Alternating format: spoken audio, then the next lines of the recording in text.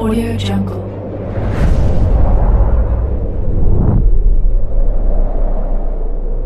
Halo teman-teman, selamat datang di Manhwa TV.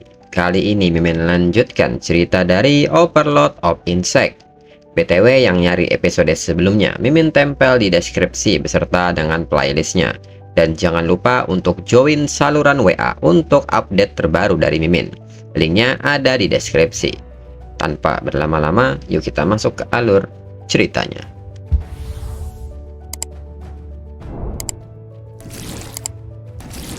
Cerita berlanjut. Kemudian seorang wakil komandan yang bernama Yang Guang memberikan laporan kepada kepala instruktur bahwa 300 orang jenius semuanya telah berhadir dan meminta kepala instruktur untuk naik ke panggung dan menjadi tuan rumah upacara pembukaan Tianjiao Camp. Para peserta pun seketika menyebut bahwa dari sekian banyaknya Tianjiao Camp di zona Jiangnan, namun belum pernah ada satupun yang dipimpin oleh sosok setingkat raja. Dan sekarang di camp kali ini mereka dipimpin oleh sosok itu. Betapa menakutkannya dia, bahkan jika mereka berdiri puluhan meter di belakang. The Heavenly Blade King bisa membunuh mereka semua hanya dalam satu gerakan. Namun mereka sempat mendengar rumor bahwa orang tua itu hidup dalam pengasingan. Dan mengapa dia keluar sekarang? Sebagian dari mereka baru saja mendengar instrukturnya mengatakan pada awalnya bahwa sepertinya orang tua itu mengambil inisiatif untuk meminta hal ini. Mereka pun menduga bahwa orang tua itu berencana untuk merekrut seorang murid di sini. Mendengar hal ini, para peserta akan mencoba bekerja dan tampil sebaik mungkin untuk menarik perhatiannya. Namun beberapa dari mereka yang kurang percaya diri mengatakan bahwa orang-orang seperti mereka harus berhenti bermimpi tentang hal itu. Jika dia benar-benar merekrut, dia akan merekrut peserta yang berada di puncak. Di sisi lain, Xiao Beihan pun sangat bersemangat mengenai hal ini, karena dirinya akhirnya bisa bertemu dengan legenda hidup. Setelah camp ini dimulai, dirinya pasti akan mengalahkan Jiang Wushuang dan meninggalkan kesan yang baik pada orang tua itu untuk berpikir bahwa mereka berhasil mengundangnya, sedangkan dirinya, Xiao Beihan, harus menjadikannya sebagai tuannya. Kemudian Jiang Cheng pun seketika bertanya kepada Luo Sandao dan Mu Han Qiu apakah mereka mengenali orang tua itu. Luo Sandao pun membenarkan hal tersebut.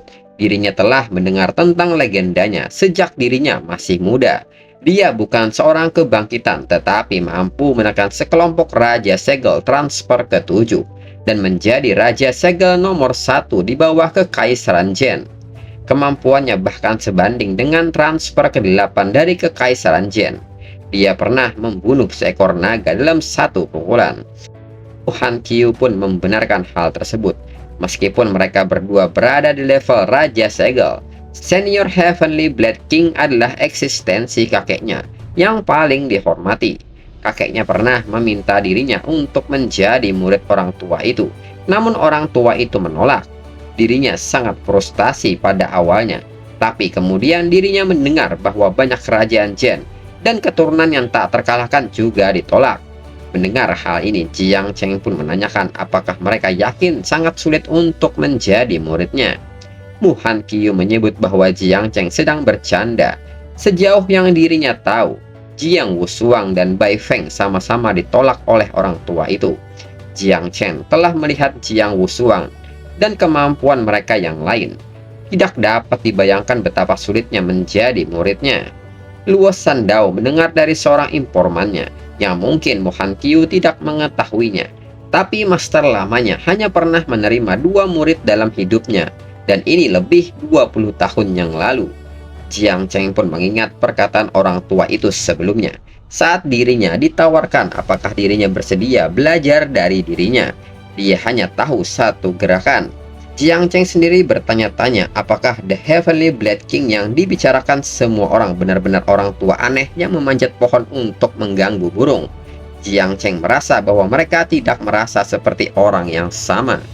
Lalu orang tua itu pun telah berada di panggung dan menyapa semua peserta. orang tua itu kembali memperkenalkan dirinya. Dirinya adalah kepala instruktur dari Tian Jiao Camp yang bernama Gu Kaitian. Gu Kaitian menjelaskan bahwa seperti yang semua orang tahu, Tian Jiao Camp zona Jiangnan mereka berkinerja buruk selama beberapa tahun terakhir karena pejuang di sini semua untuk pertunjukan. Jika peserta tidak berani memberikan semuanya di sini, di latar belakang nyata dengan bahaya yang nyata, peserta akan mati tanpa proses penguburan. Semakin banyak monster di dunia ini, mereka membutuhkan lebih banyak orang jenius yang memiliki kemampuan. Oleh karena itu, untuk menampilkan dan mengeluarkan kemampuan para jenius mereka dengan lebih baik, dan untuk membuat pilihan yang lebih baik, tahun ini dirinya telah menetapkan aturan baru di Tian Jiao Camp di zona Jiangnan, yaitu Death Quota.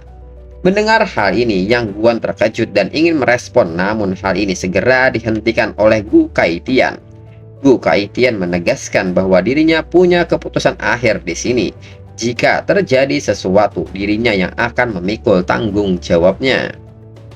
Yang Guan pun masih tidak percaya dengan apa yang dirinya dengar barusan. Para petinggi tidak menyebutkan ini sebelumnya. Tidak pernah ada satupun dalam sejarah Tian Jiao Camp juga. Ada banyak orang jenius yang kuat di bawah sana. Bukankah ini akan menciptakan kekacauan? Kembali Gu Kaitian menyebut bahwa satu dari peserta akan mati untuknya di setiap putaran ujian. Jika peserta ingin mundur, peserta bisa pergi sekarang. Para peserta pun seketika merespon dan mengatakan meskipun menakutkan, dirinya tidak bisa mundur. Jika tidak, seluruh keluarganya akan dipermalukan. Namun, sebagian orang lagi menyebut bahwa mereka tidak ingin mati di sini. Sedangkan Jiang Wusuang sendiri menilai bahwa ini seperti yang diharapkan dari senior Heavenly Blade King. Seharusnya hal ini dilakukan sejak dulu di Tian Jiao Camp di zona Jiangnan. Lalu Xiao Beihan pun melirik ke arah Jiang Chen dan menilai bahwa aturan ini dibuat khusus untuknya. Ketika camp dimulai, dirinya akan dapat memenuhi 2 dari 10 kuota yang seharusnya. Menurut Jiang Chen, dengan aturan kuota ini, meskipun nanti konfliknya meningkat dan dirinya mengalahkan Xiao Beihan, Jigang dan lainnya tidak perlu terlalu khawatir lagi. Setelah menunggu beberapa saat, ternyata tidak ada peserta yang mundur. Dan ini sikap yang bagus menurut Gu Kaitian. Sepertinya semua masih memiliki kebanggaan pada mereka masing-masing. Dengan ini, Gu Kaitian menyatakan bahwa secara resmi camp ujian masuk dimulai. Gu Kaitian menjelaskan bahwa ada 300 orang di ronde pertama. Separuh dari mereka akan dieliminasi. Di dalam camp, 150 bendera kemajuan telah disembunyikan secara acak. Dirinya tidak peduli metode apa yang akan mereka lakukan. Putaran akan berakhir pada jam 6 pagi di hari kedua. Mereka yang mengibarkan bendera harus maju. Gu Kaitian pun menegaskan dan meminta semua peserta untuk berjuang dengan kepercayaan diri, berjuang sendiri atau membentuk sebuah aliansi. Peserta bisa menghancurkan seluruh camp jika itu adalah keinginan peserta. Singkatnya, berikan dirinya darah mereka. Dan dengan ini ujian pun dimulai. Seketika para peserta pun mulai berlarian. Dan sebagian peserta yang kurang percaya diri merasa bahwa metode terbaik adalah menemukan bendera dan menyembunyikan serta menghindari orang-orang kuat. Dan para peserta lain pun merasa bahwa itu adalah pilihan yang benar.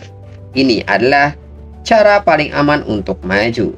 Namun di saat yang sama, tiba-tiba Xiao Beihan menghadang jalan dari Jiang Chen beserta kelompoknya. Jiang Chen pun seketika meminta Mu Hanqiu dan Luo Sandao untuk mencari bendera kemajuan terdekat. Dirinya akan menangani Xiao Beihan. Namun Mu Hanqiu tidak setuju dengan hal ini karena lawan Jiang Chen adalah Xiao Beihan. Kembali Jiang Chen menegaskan untuk tidak membantahnya karena ini sebuah perintah. Segera Mu Hanqiu dan Luo Sandao pergi mencari bendera tersebut. Xiao Beihan pun tersenyum dan menyebut Jiang Chen yang seorang pemula yang belum genap transfer kedua ingin menjadi seorang pahlawan di sini. Menurut Jiang Chen, energi pedang Xiao Beihan memang kuat, tapi jauh lebih rendah dibandingkan dengan Xiao Yuanwu. Meskipun sekarang dirinya jauh lebih kuat dari sebelumnya, dirinya tidak tahu apakah mungkin untuk dirinya mengatasinya hanya dengan menggunakan racun tanpa mengungkapkan keberadaan serangganya. Jiang Cheng pun seketika merespon ucapan Xiao Beihan dan memintanya untuk berhenti berbicara omong kosong. Xiao Beihan pun membenarkan hal tersebut karena dirinya hanya membuang-buang kata-katanya pada orang yang akan segera menjadi mayat dan segera melepaskan sebuah gelombang energi kepada Jiang Cheng. Namun nyatanya serangan ini malah dipatahkan oleh seseorang, dan orang itu adalah Tang Yin. Xiao Beihan pun segera menanyakan maksud Tang Yin melakukan hal ini. Tang Yin pun menekankan apakah Xiao Beihan lupa dengan perjanjian mereka dengan Bai Feng. Mereka sepakat untuk mengalahkan Jiang Wushuang begitu camp dimulai. Namun Xiao Beihan terus-menerus mengabaikan urusan yang penting dan kembali menanyakan sikap Xiao Beihan yang takut dengan Jiang Wushuang dan sengaja menggunakan ini sebagai alasan. Xiao Beihan yang mendengar hal ini menjadi kesal dan bertanya-tanya siapa yang bilang bahwa dirinya takut kepada Jiang Wushuang. Segera Xiao Beihan berjalan dan menanyakan di manakah dirinya akan menangani Jiang Wushuang. Dirinya akan menghadapinya lebih dulu. Tang Yin pun menyebut bahwa Jiang Wushuang menuju hutan dan Bai Feng sedang mengejarnya sekarang. Jiang Cheng sendiri merasa aneh karena keadaannya tiba-tiba berubah, dan Jiang Cheng juga merasa aneh apakah ini benar atau tidak. Dirinya merasa bahwa Tang Jin membantunya dengan sengaja. Jiang Cheng pun bertanya-tanya tentang hal ini. Mereka bahkan tidak saling mengenal. Sedangkan dari Tang Yin sendiri berpikir bahwa di saat itu bibinya yang bernama Tang Jin memintanya diam-diam menjaga Jiang Cheng di Tianjiao Camp. Namun dengan kemampuannya saat ini, dirinya tidak bisa bertarung langsung dengan Xiao Beihan. Dirinya hanya bisa meminjam nama Jiang Wushuang untuk mencoba dan menunda gerakannya. Kemudian terlihat seorang profesional lain yang merupakan anak dari transfer ke-6 yang bernama Huang Yongchao memberi hormat kepada Xiao Beihan dan mengatakan bahwa ayahnya adalah bawahan kakek Xiao Beihan. Ketiga bendera kewajiban ini adalah tanda dedikasi dirinya kepada Xiao Beihan. Xiao Beihan pun menyebut bahwa dirinya tidak membutuhkannya. Namun jika Huang Yongchao benar-benar ingin menunjukkan kesetiaannya, bantu dirinya melakukan sesuatu. Huang Yongchao pun mengatakan bahwa dirinya akan melayani Xiao Beihan dengan kesetiaan tertinggi. Melihat hal ini, Tang Yin pun merasa situasinya buruk. Dengan ini, Tang Yin berharap Jiang Cheng bisa menghadapinya sendiri. Namun dirinya harap Mu Han Qiu dan Luo Shandao bisa melindungi Jiang Cheng. Di sisi lain, Luo Shandao dan Mu Han Qiu berhasil menemukan beberapa bendera kemajuan. Jiang Cheng meminta mereka untuk mengambil bendera itu lebih dulu untuk mereka, karena dirinya akan pergi ke tempat lain untuk mengambilnya. Mereka pun akan membantu Jiang Cheng menemukannya. Namun di saat yang sama, sebuah serangan datang. Jiang Cheng yang menyadari hal ini segera mengangkat meja untuk memblokir serangan itu. Jiang Cheng pun segera menanyakan siapa yang melakukan ini, serta menanyakan apakah dia ke sini untuk merebut bendera mereka. Dan ternyata serangan ini berasal dari Huang Yongchao. Huang Yongchao menekankan bahwa dirinya di sini bukan untuk bendera, namun untuk merebut nyawa Jiang Cheng. Mereka pun memberitahu Jiang Cheng bahwa itu adalah Huang Yongchao. Dia memiliki profesi tersembunyi Ikassing Gun Extreme Flame Archer, dan dia berada di level 39. Dan ayahnya adalah seorang transfer ke-6 di bawah Xiao Empire Gen. Lalu Luo Shandao pun tidak yakin apakah Earth Eternal Shield-nya bisa menahan serangannya atau tidak. Dan seketika serangan pun dilepaskan oleh Huang Yongchao. Jiang Cheng pun segera meminta mereka berdua untuk pergi ke belakangnya dan bersiap dengan racunnya. Jiang Cheng pun menegaskan bahwa dirinya bisa mentoleransi semuanya. Tapi jika Huang Yongchao ingin mengambil nyawanya, jangan salahkan dirinya karena bertindak kasar. Dan seseorang harus memenuhi kuota yang telah ditetapkan dalam ujian ini. Seketika serangan Huang Yongchao pun ditelan oleh racun Jiang Cheng. Huang Yongchao sendiri terkejut bahwa Jiang Cheng adalah tipe racun, bukan tipe creation. Segera Huang Yongchao meminta kepada saudara-saudaranya untuk berhenti bersembunyi dan serang Jiang Cheng bersama-sama. Namun nyatanya Huang Yongchao malah terkena racun dari Jiang Cheng. Huang Yongchao pun bertanya-tanya di manakah semuanya.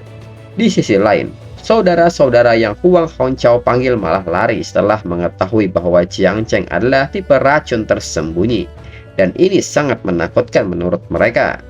Jika tipe jarak jauh seperti Huang Yongchao tidak bisa menghadapinya, maka tidak ada harapan untuk mereka yang merupakan tipe petarung jarak dekat. Di tempat lain, Gu Kaitian yang melihat hal ini menilai bahwa itu adalah job yang bagus. Seorang Divine Level Creation ditambah satu-satunya tipe racun tersembunyi. Yang Huang pun tidak menyangka hal ini. Jiang Cheng mengalahkan jenius transfer kedua dengan begitu cepat. Yang Huang menilai Jiang Cheng sangat luar biasa, dan tidak ada laporan dari Night Watch di kota Chujiang tentang ini. Lalu Gu Kaitian pun meminta Yang Guang pergi melaporkan hal ini, dan lebih jauh lagi, panggil beberapa space tipe Great Master. Dalam keadaan darurat, maka harus siap berteleportasi kapan saja. Ini untuk mencegah anak-anak nakal itu bersikap terlalu kasar dalam mengalahkan peserta lain. Yang Guang pun mengerti dan akan segera melaksanakan perintahnya. Dalam pikiran Yang Guang, dirinya harus segera pergi sebelum Gu Kaitian merubah pikiran. Jika tidak, para jenius itu benar-benar akan memulai pembersihan. Konsekuensinya tidak akan terbayangkan. Namun di saat itu, Gu Kaitian meminta Yang Guang untuk menunggu sebentar.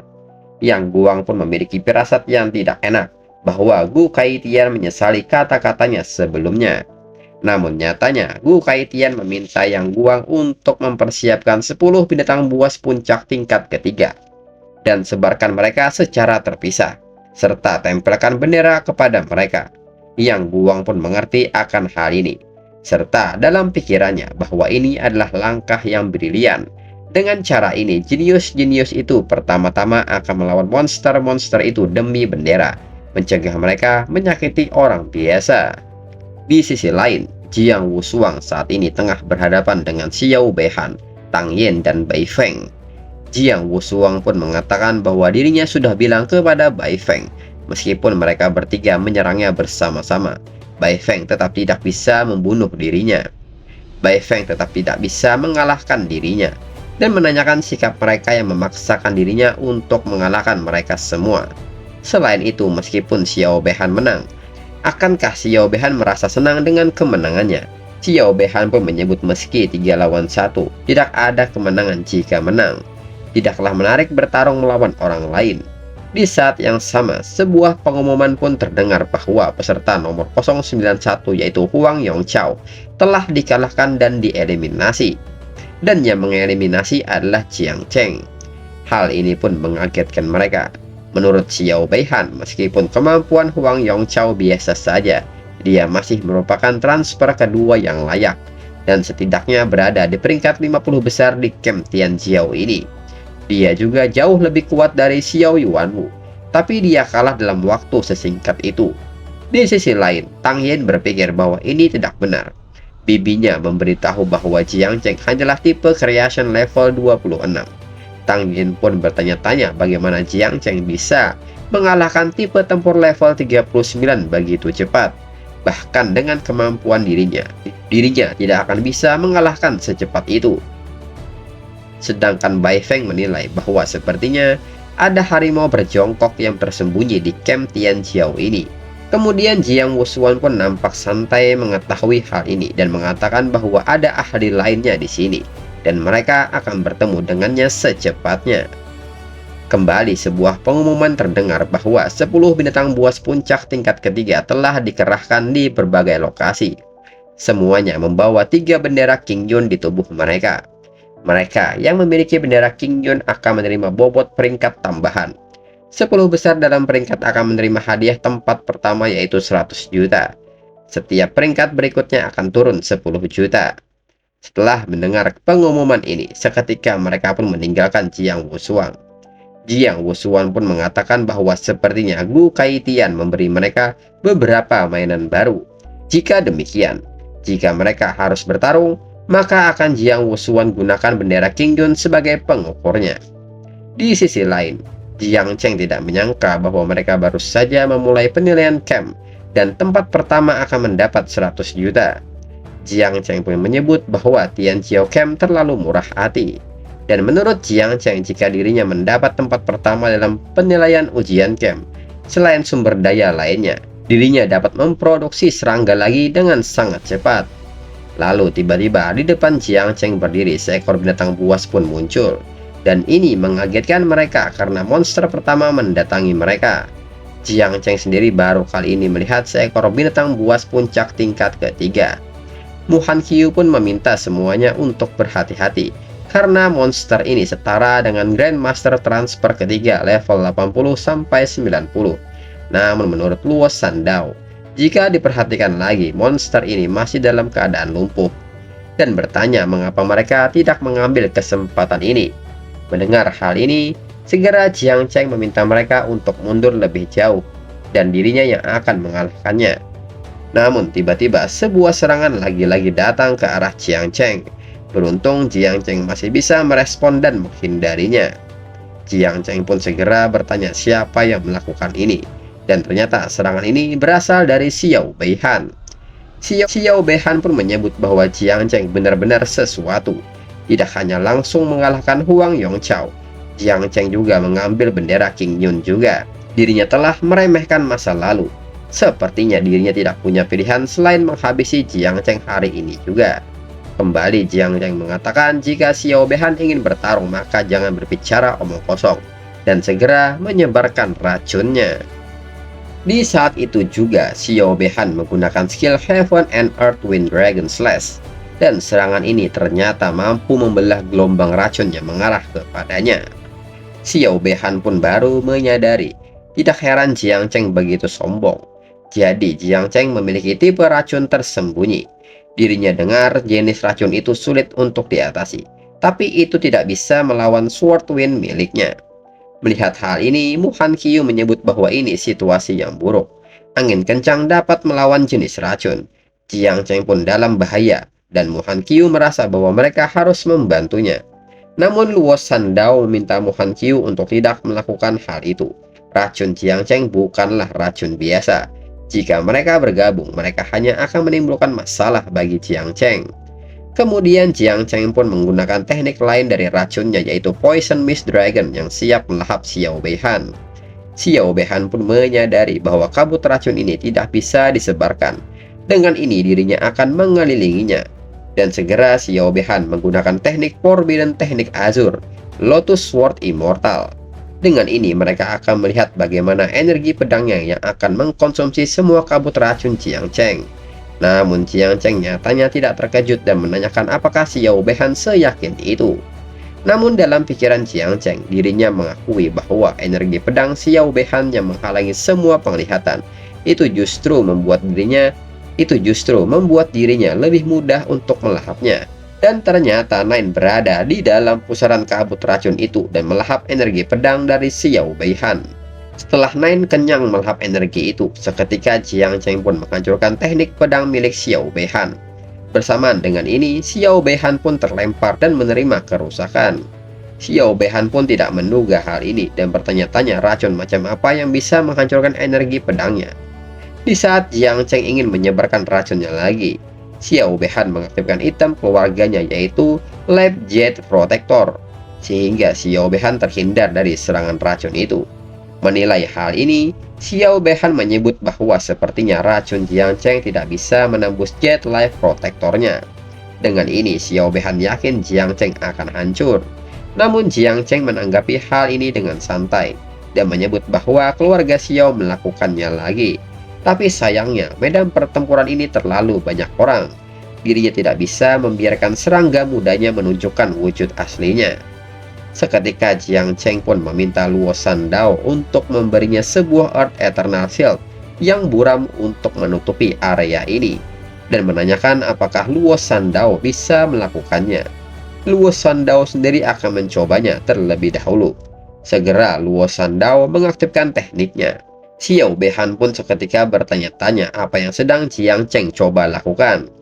Jiang Cheng pun meminta Xiao Beihan untuk menebak bagaimana Xiao Yuanwu mati. Dan untuk episode selanjutnya tunggu 2-3 minggu lagi biar Mimin kembali menabung kapternya. Sekian dan terima kasih.